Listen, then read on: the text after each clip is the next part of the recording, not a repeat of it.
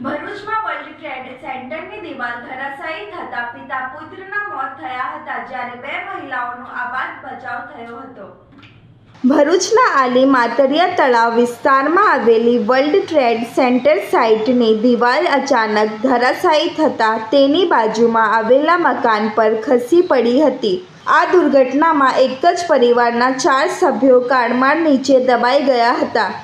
ઘટનાની જાણ થતાં જ પાલિકાની ફાયર બ્રિગેડની ટીમ તાત્કાલિક સ્થળ પર પહોંચી અને યુદ્ધના ધોરણે રેસ્ક્યુ ઓપરેશન શરૂ કર્યું. ભારે જહેમત બાદ 2 મહિલાઓને કાળમાળમાંથી જીવતા બહાર કાઢી સારવાર માટે હોસ્પિટલ ખસેડવામાં આવી છે. પરંતુ આ દુર્ઘટનામાં પિતા અશ્વિન વસાવા અને તેમના 21 વર્ષીય પુત્ર આશિષ વસાવાનું કરુણ મોત થયું છે. બંનેના મૃતદેહોને પોસ્ટમોર્ટમ માટે હોસ્પિટલમાં ખસેડવામાં આવ્યા છે. ઘટનાને પગલે સમગ્ર વિસ્તારમાં શોકનો માહોલ છવાઈ ગયો છે. દિવાલ શા માટે ધરાશાયી થઈ તે અંગે પોલીસે અને સંબંધિત તંત્રએ તપાસ શરૂ કરી છે.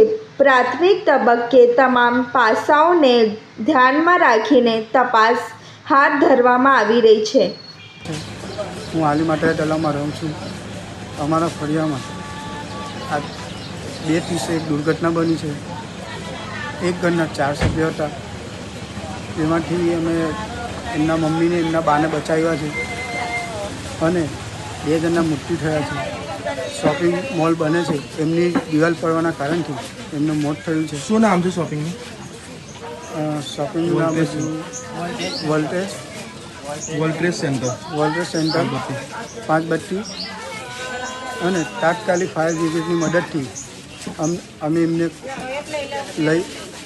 બહાર કાઢીને એમને તાત્કાલિક સિવિલ હોસ્પિટલ લઈ ગયા અને ત્યાં જઈને અમે ડૉક્ટરે અમને કીધું કે ભાઈ 2 બાપ દીકરા એક્સપાયર થઈ ગયા છે.